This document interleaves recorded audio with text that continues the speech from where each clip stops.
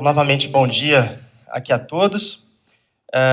Então, estou incumbido aqui de uma missão aqui prazerosa de falar sobre esse assunto. É um assunto novo ali para muitos fisioterapeutas.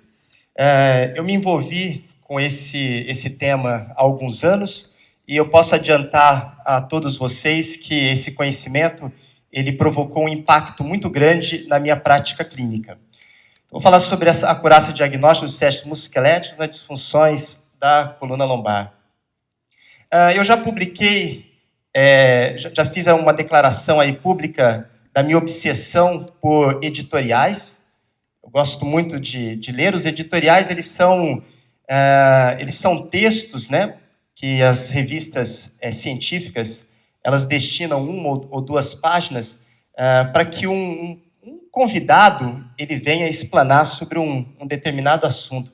A maioria desses convidados eles são experts naquilo que eles estão ali discutindo. E foi o que aconteceu nesse editorial intitulado A Arte Perdida do Exame Clínico, uma super ênfase nos testes clínicos especiais, que tem como o autor o fisioterapeuta Chad Cook, que foi publicado na JMMT. Eu procurei aqui extrair algumas informações desse editorial, porque ele levanta alguns dados importantes. O primeiro dado que eu devo destacar é que esse editorial ele fala num declínio notável na capacidade aqui do clínico para a realização de um exame clínico habilidoso.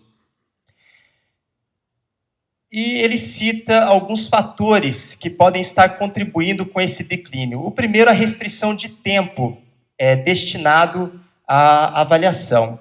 Nós sabemos que os nossos colegas médicos, eles despendem um tempo muito pequeno para a avaliação dos seus pacientes, alguns 5, 10, 20 minutos, quando muito, uns 30 minutos.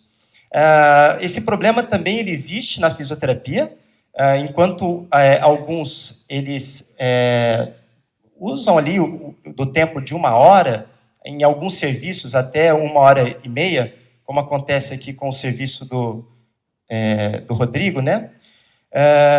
A maioria dos fisioterapeutas acabam dedicando assim um tempo muito pequeno à avaliação. Um outro fator que ele levanta é a falta de confiança. A falta de confiança é a falta de capacidade em realizar ali um bom exame. Então, falta a essa pessoa conhecimento, né, de como isso deve ser feito. Então, faz uma coisa muito superficial, muito rasa. E um outro fator é a tecnologia, só que essa tecnologia ela não envolve ali os fisioterapeutas. Então, nós sabemos que eles acabam, muitos dos nossos colegas médicos, eles acabam se apoiando muito nos achados de imagem, em detrimento ao exame clínico. Um outro dado importante é que esse autor, ele fala que nós, fisioterapeutas, nós não questionamos o valor de diagnóstico dos nossos testes e medidas. Então, muitas vezes nós aplicamos ali um teste que nós aprendemos, que nós lemos ali num livro de exame musculoesquelético, mas nós não questionamos, né, se esse teste ele realmente tem um valor, ele mostra aquilo que eu estou querendo ali identificar. Um outro editorial publicado aqui na JOSPT, com o título Fisioterapeutas como Diagnosticadores, né, baseados aqui em evidência, que tem aqui como autor o editor-chefe, agora ele passou o cargo dele para um outro fisioterapeuta. Ele também levanta aqui alguns dados importantes. Ele faz uma associação como nós interpretávamos os testes clínicos antes da era da prática baseada em evidência e como nós deveríamos interpretar isso na era da prática baseada em evidência. Então, muitos de nós aqui, em nossa formação, ainda como aluno, a disciplina responsável, né, por nos apresentar os testes clínicos, nós éramos, então, ali, nós nos aproximávamos, nós entrávamos em contato com alguns testes, esses testes eram por nós ali praticados, nós sabíamos, né, quando esse teste deveria apresentar um resultado positivo e quando o resultado seria negativo, e uma vez a resposta sendo positiva ao teste, isso indicava que a pessoa tinha a patologia, a lesão, a disfunção que eu estava ali avaliando, e quando negativo nós descartaríamos. Então foi esse o conhecimento que a maioria de nós recebemos em nossa formação. O que eu posso dizer é que muita coisa mudou aqui na era aqui do conhecimento, graças aí ao avanço, né, do conhecimento pela ciência, e nós sabemos que hoje selecionar os melhores testes para serem utilizados na nossa prática requer habilidade, requer uma habilidade clínica, para que nós possamos fazer uma leitura, a leitura exata das evidências e saibamos agora como interpretarmos os resultados dos testes que estamos utilizando. Então, como nós estamos falando em acurácia diagnóstica, essa é a definição de acurácia. Então, a acurácia de um teste diagnóstico refere-se à habilidade desse teste em diferenciar os indivíduos que apresentam a condição de interesse, que está sendo ali avaliada, daqueles que não apresentam essa condição.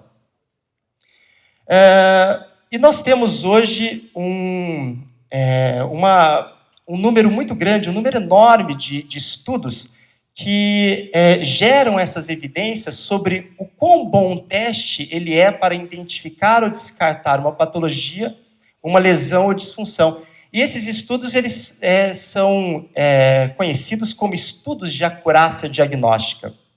Então, aqui alguns exemplos. Esse é um dos estudos publicados agora recentemente, um dos mais recentes. Está lá, acurácia do exame físico para paciente com radiculopatia lombar crônica.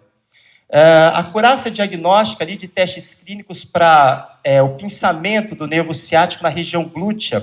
Por exemplo, um pinçamento ali provocado pelo músculo piriforme ou pelos músculos rotadores laterais profundos. Aqui é a utilidade clínica dos testes clínicos para as disfunções vertebrais. Esse fisioterapeuta, Chad Cook, ele tem contribuído muito, né? A linha de pesquisa dele está relacionada a esses estudos de acurácia diagnóstica. Então, ele tem dezenas de estudos publicados sobre esse assunto. Testes clínicos aqui para diagnosticar a espondilólise e a espondilolistese, uma revisão sistemática. Revisão sistemática de teste para identificar o disco, a sacroiliaca ou a faceta como fonte de dor lombar. E muitos outros estudos que nós estamos hoje, ou que nós temos hoje disponível, para que nós possamos aqui nos apoiar e transferir todo esse conhecimento para a nossa prática clínica. Então, quando nós falamos em acurácia diagnóstica, a acurácia diagnóstica ela tem uma linguagem, é importante, então, entendermos essa linguagem. Quando nos falta a compreensão dessa linguagem, há uma grande probabilidade de cometermos alguns equívocos durante a realização desses testes. Então, nós podemos mal interpretar os resultados que esses testes estão nos apresentando. Então, aqui o principal objetivo dessa aula é aumentar a nossa compreensão para a interpretação desses termos ou medidas que eu vou aqui elencar para vocês. Então, vou falar sobre sensibilidade, são jargões estatísticos, né, que estão relacionados a essa linguagem. Falar sobre a especificidade, a razão de probabilidade positiva e a razão de probabilidade negativa. Então, faz-se imprescindível, né, fundamental que o fisioterapeuta hoje, na era da prática baseada em evidência, ele entenda cada um desses termos para o seu próprio benefício, né, para o seu próprio benefício e a benefício do seu paciente. Essas medidas estatísticas, elas ajudam a prover valor para o teste, elas ajudam a decidir quando um teste deve ser usado e elas também ajudam a discriminar quais testes ajudam e quais testes nada adicionam ao nosso raciocínio clínico. É aqueles testes que nós somos desencorajados a utilizar. Nós devemos abandonar esse teste, porque a probabilidade desse teste apresentar ali um resultado inapropriado é muito grande. Então vamos lá. O que é a sensibilidade? Então a sensibilidade ela representa a habilidade de um teste em detectar os pacientes que têm a patologia, a lesão ou a disfunção, como indicado por um padrão de referência. Então, padrão de referência ou padrão ouro. Então os testes eles são sempre comparados, os resultados dos testes são sempre comparados com os resultados de um padrão ouro. Então, por exemplo, para a osteoartrose do quadril, a gente sabe que o padrão ouro para a osteoartrose é o exame radiográfico. Se eu quero avaliar o valor de diagnóstico de um teste para que ele identifique a osteoartrose, eu tenho que comparar esse teste, os resultados desse teste, com o seu padrão ouro. A especificidade, ela representa a habilidade do teste em detectar os pacientes que não têm a patologia, a lesão, a disfunção, como indicado pelo padrão ouro.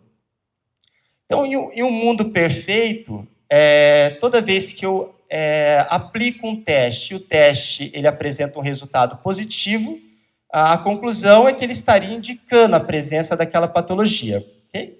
E quando eu aplico um teste que ele dá negativo, ele estaria me dizendo que aquela patologia, lesão ou disfunção, ela estaria ali ausente. Então, eu teria, no mundo perfeito, testes que apresentam a sensibilidade e a especificidade de 100%.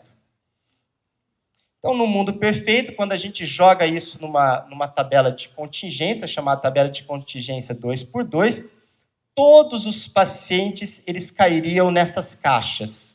Então, se deu positivo, eu tenho um positivo verdadeiro. E se deu negativo, eu tenho um negativo verdadeiro. Então, todos estariam aqui nessas caixas. Só que, na realidade, há uma relação inversa. Os testes com alta sensibilidade geralmente apresentam uma baixa especificidade. Então, são poucos os testes hoje disponíveis na literatura que apresentam concomitantemente a sensibilidade e a especificidade alta. Então, a primeira mensagem que eu queria deixar aqui para vocês, para que vocês levem aqui para casa, é que a maioria dos testes que nós utilizamos em nossa prática clínica tem uma relação inversa. Então, quando o teste ele tem alta sensibilidade, ele vai apresentar baixa especificidade e vice-versa. São poucas as exceções onde nós vamos ter um teste apresentando valores altos para ambas as medidas. Isso significa que, se eu tenho essa relação inversa, muitos dos meus pacientes vão cair nessas caixas. Vai cair na caixa do falso positivo e do falso negativo. Esse autor aqui, o Sackett, e outros colaboradores, em 2006, ele recomendou que nós memorizássemos esse acrônimo. Então, esse acrônimo é o SNOT. Então, o que é o SNOT? É uma técnica mnemônica para que vocês possam lembrar desta informação. Okay? Essa informação aqui, ela é o clímax dessa palestra, tá? É o ponto alto dessa palestra, entender isso. Então, os testes com alta sensibilidade, quando eu falo alta sensibilidade, eu me refiro a testes que apresentam valores igual ou maior que 90%, eles vão ter poucos falsos negativos. Porque a sensibilidade não é a habilidade de um teste de detectar quem tem. Então, eu vou ter poucos falsos negativos em testes que apresentam esses valores, os valores de sensibilidade altos. Por isso, um resultado negativo, quando eu aplico um teste com alta sensibilidade e o resultado ele é negativo, eu descartaria aquela condição que eu estou testando. Então, esse acrônimo SNOT, o SN é de sensibility, o N de negative, e o OUT de descartar. Então, guardemos, então, essa abreviatura SNOT. Então, os testes que têm alta sensibilidade, eles são considerados testes de screening, testes de triagem. Então, eles são usados no início do nosso exame para refutar a nossa hipótese. Nós que trabalhamos, né, atuamos na fisioterapia manipulativa ortopédica, nós nos baseamos no modelo de raciocínio clínico, que é um modelo hipotético dedutivo. Eu acho isso incrível. Quando eu estou avaliando um paciente, eu estou formulando hipóteses. À medida em que o paciente ele vai expondo as informações, eu vou levantando esse dado, eu vou levantando hipóteses. As hipóteses, elas são testadas no meu exame físico, daí a importância do meu conhecimento de testes que possam ajudar a confirmar ou refutar as minhas hipóteses. Então, quando o paciente começa, nós iniciamos uma anamnese, eu posso levantar até 5 hipóteses que estariam relacionadas à causa daqueles sintomas.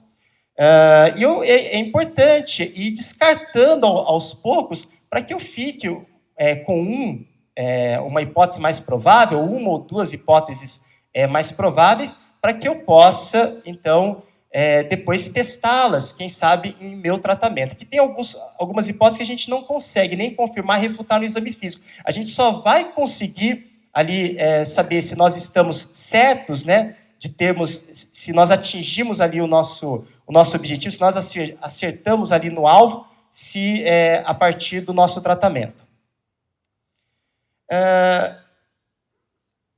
Para a especificidade, então esses testes que têm alta especificidade, eles vão ter poucos falsos positivos.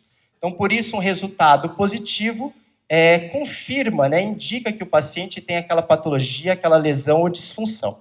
E o acrônimo que nós somos convidados a memorizar é o SPIN. O SP de especificidade, o P de positivo e o IN, que indica que a pessoa ela tem ali a condição que nós estamos ali testando. Então, os testes com alta especificidade, eles são testes confirmatórios que devem ser utilizados, então, por nós, no final ali do nosso exame, à medida que caminhamos para o final do nosso exame. Então, eu levantei 5 hipóteses, utilizaria testes com alta sensibilidade, que me ajudaria a descartar 3 dessas hipóteses levantadas. Aí ficaria ali naquela dualidade. Tenho 2 hipóteses agora. Eu posso escolher um teste que tem alta especificidade, que me ajudaria, então, ali a confirmar aquela hipótese que eu levantei. Olha esse exemplo. Esse é um teste chamado teste do Flamingo, que é um teste onde o paciente ele assume a posição unipodal e ele é orientado a fazer a extensão ali a extensão do tronco. Esse teste, nos livros, ele é indicado para assistir o diagnóstico de uma espondilólise. Então, um paciente que tem um defeito ali nos pares interarticulares. Um estudo feito em 2006, um estudo feito em 2009, que avaliou a acurácia diagnóstica desse teste, comparando com o padrão ouro. Qual é o padrão ouro para a espondilólise? O exame radiográfico, a vista oblíqua, né? A vista Scott Dog. Então, foi feita essa avaliação e eles chegaram a esses valores, que a sensibilidade desse teste, avaliando aqui os lados, né, ficava em torno aí de 50% e a especificidade 32%.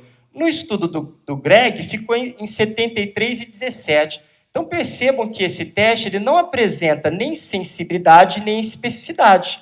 Então, se eu aplico esse teste, está lá no meu livro de exame musculoesquelético, eu aplico procurando ali identificar a presença dessa espondilólise, para que eu possa, quem sabe, ali sugerir ali um exame radiográfico para fins confirmativos, a probabilidade de falso positivo e falso negativo é muito grande. Então, se ele dá positivo, se o teste ele é positivo, que está me falando, né, o paciente tem essa espondilólise, ao ser feito o exame radiográfico, eu posso ter um resultado negativo na imagem. E se ele apresenta um resultado negativo, faz o exame radiográfico ele confirma esse achado. Então, perceba que esse teste ele não me ajuda. Como clínico, ele não me ajuda. Okay? Então, esses testes que apresentam baixos valores, nós estamos sendo desencorajados para o seu uso. Esse é um outro editorial que diz que nós devemos ir além desses dois acrônimos que foram aqui apresentados, né? Nós devemos considerar outras coisas dentro da nossa interpretação dessas medidas. E o que eu devo agora, utilizar no meu raciocínio para esses testes é a razão de probabilidade. Então, a razão de probabilidade ela é considerada uma medida poderosa, que ela vai me mostrar, né, as chances desse indivíduo ter ou não ter aquela condição que eu estou avaliando.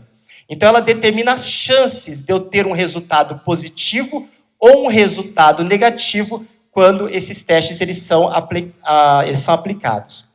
Então, o que é uma razão de probabilidade positiva? Ela é um número que representa o quanto um teste de resultado positivo, ele aumenta a chance de um indivíduo ter aquela condição avaliada. Então, nós devemos sempre associarmos a razão de probabilidade positiva à especificidade. Então, basta lembrar que a especificidade que vai... os testes com alta especificidade são aqueles que vão apresentar os resultados positivos. Então, eu sempre faço essa associação. Então, eu peguei aqui um exemplo fictício, né, um teste X. Então, percebam que a especificidade desse teste é 94 e a razão de probabilidade é 6,7. Então, o que eu fiz? Eu destaquei essas duas colunas, porque nós devemos sempre olhar para essas duas medidas de forma associada. Ok? Então, eu não vou olhar para essa coluna e associar a especificidade. Eu vou olhar, sim, para a razão de probabilidade positiva e combiná-la com a especificidade. A razão de probabilidade negativa também é um número que representa o quanto um teste de resultado negativo influencia a chance de um indivíduo ser saudável, ou seja, não ter a condição avaliada. Então, eu sempre vou associar a razão de probabilidade negativa à sensibilidade, e é o que eu fiz aqui nesse exemplo fictício, né? Então, está aqui a sensibilidade 97, a razão de probabilidade 0,05. Então, vou sempre olhar para as duas. O que nós queremos encontrar? Que nós podemos ali considerar ali como testes que apresentam um valor de diagnóstico e que nos convidam a utilizá-los em nossa prática. Nós queremos encontrar valores de razão de probabilidade positiva de 5 até 10. Então, eu quero encontrar essa variação de 5 até 10, e na razão de probabilidade negativa de 0,1 a 0,2. Então, aqui eu estou diante de um teste que apresenta uma acurácia moderada. E, para que o teste seja considerado de ótima acurácia, ele tem uma excelente precisão diagnóstica. Na razão de probabilidade positiva, valores acima de 10, e na razão de probabilidade negativa, valores menor que 0,1. Então, em suma, valores de 5 ou mais alto nos aproximam do diagnóstico, e valores de 0,2 ou mais baixo nos distancia do diagnóstico. Agora, o que nós não queremos encontrar? Então, não quero encontrar valores baixos, né, que estão abaixo desses números. Por exemplo, aqui, uma razão de probabilidade de 1,5, ela não está mudando a probabilidade pré-teste não está mudando a probabilidade pré-teste para um resultado positivo. Porque um valor igual a 1, ele não muda a probabilidade. É como se nós jogássemos uma moeda para cima, a probabilidade de dar cara ou coroa fica em torno de 50%. E não quero encontrar também valores aqui altos para a sensibilidade. Então, eu tenho que estar atento a esses valores que não condizem aqueles valores, né, que foram apresentados, que são considerados ali ideais, ele não muda a probabilidade de pré-teste, então esse teste não tem um valor clínico. Então, nós devemos sempre associar os valores de sensibilidade e especificidade aos valores de razão de probabilidade. Então, não posso interpretar somente sensibilidade e especificidade e desconsiderar, negligenciar esses outros valores. Então, eles são sempre interpretados juntos.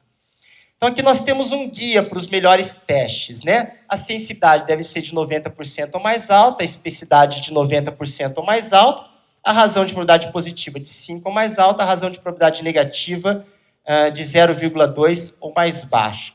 Então, agora eu vou reunir todas essas informações e vou colocar isso em prática. Por exemplo, esse é o teste de extensão-rotação. Esse teste ele assistiria o clínico para o diagnóstico de uma disfunção facetária. Então, eu levantei a hipótese que meu paciente ele tem uma dor facetária.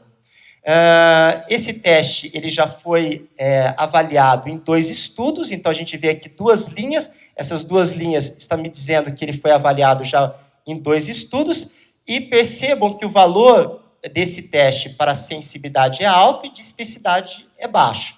Então aqui nós temos um exemplo dessa relação inversa.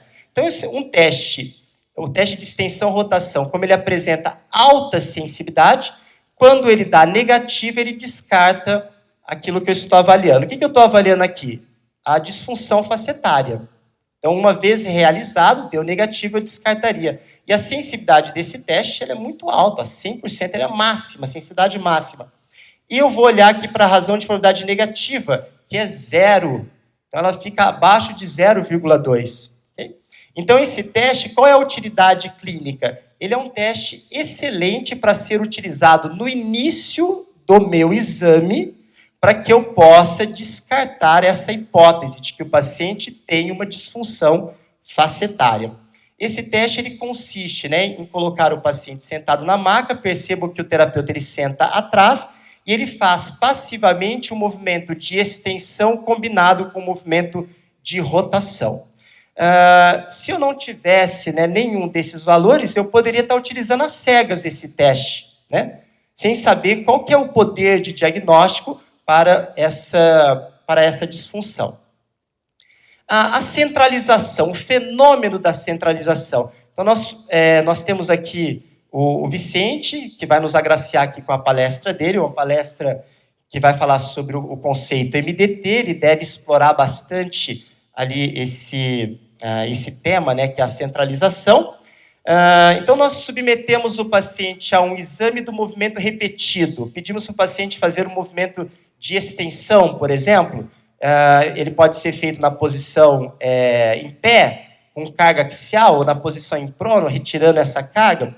Se o indivíduo ele experimentar, se ocorrer esse fenômeno de centralização durante o movimento repetido, a probabilidade desse indivíduo ter uma dor de natureza discal, ela é alta. Por quê? O fenômeno de centralização, uma vez presente, ele indicaria aqui a presença de uma dor discogênica. Então, esse estudo aqui ele foi comparado com o padrão ouro, que é a discografia provocativa. Percebam que a especificidade ela é alta, então, diante de uma resposta positiva, o paciente ocorre a centralização, o fenômeno de centralização, ele estaria me indicando que a dor do paciente ela é discal. A probabilidade positiva também ela é alta, ela ficou acima de 5. Então, o indivíduo tem quase 7 vezes mais chances de ter uma dor de origem discal comparado à sua probabilidade pré-teste, a probabilidade antes de se fazer esse teste.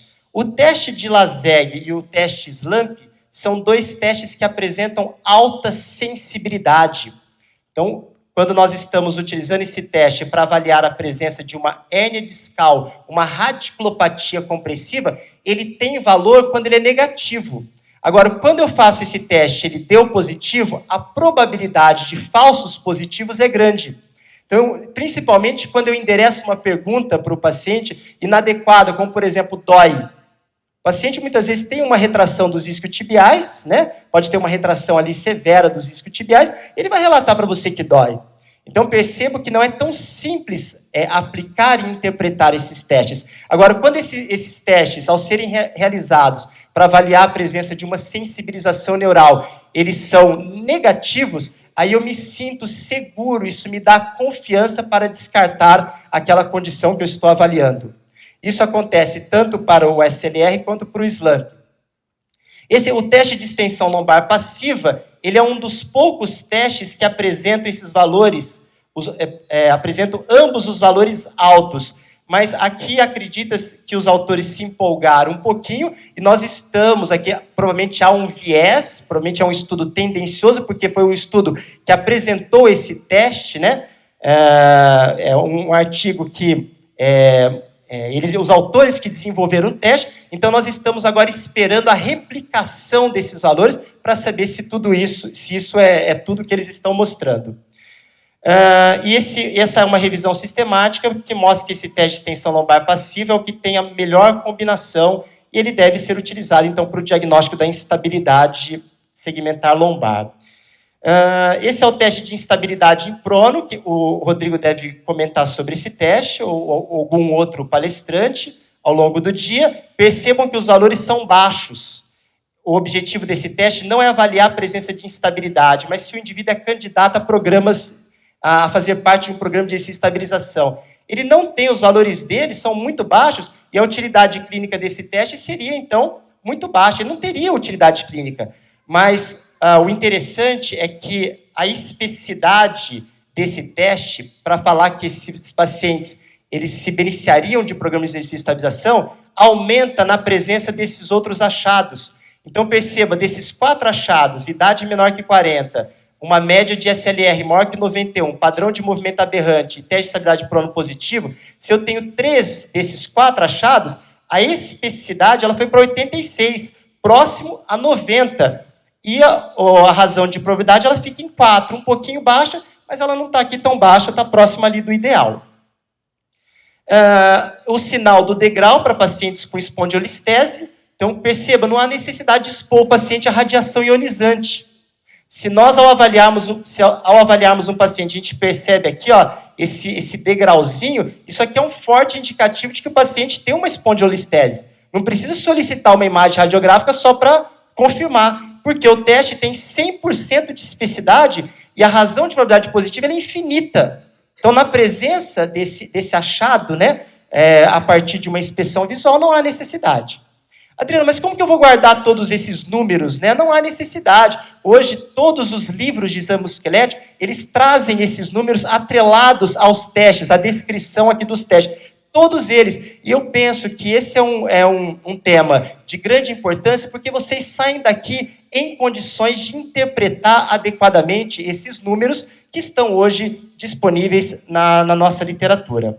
A mensagem final é que o conhecimento da acurácia diagnóstica para os testes clínicos que usamos é essencial para nos tornarmos examinadores baseados em evidências e não usar essa evidência já existente para acurácia resulta em uma prática clínica subvalorizada, subaproveitada, deixando de refletir o padrão de atendimento esperado hoje como ideal por todos nós. Eu quero agradecer aqui a toda a minha equipe, que nos propicia um ambiente para o nosso crescimento, para que nós possamos colocar todo esse conhecimento aqui em prática. Não sei se vocês sabem, mas o Centro Especializado em Colodor, ele está localizado no prédio aqui ao lado, né? O edifício aqui Metropolitan. Então, nós temos ali 80% de um andar onde está presente o nosso serviço. Para aqueles que ainda não nos acompanham as nossas discussões no Facebook, fica aqui o convite para que vocês solicitem aqui, peçam aqui a adição aqui do nome de vocês e possam acompanhar as discussões que são feitas, que elas são muito proveitosas, frutíferas, envolvendo profissionais aí de grande calibre na fisioterapia. E quero agradecer, então, novamente a presença de todos e um bom simpósio a todos vocês. Obrigado.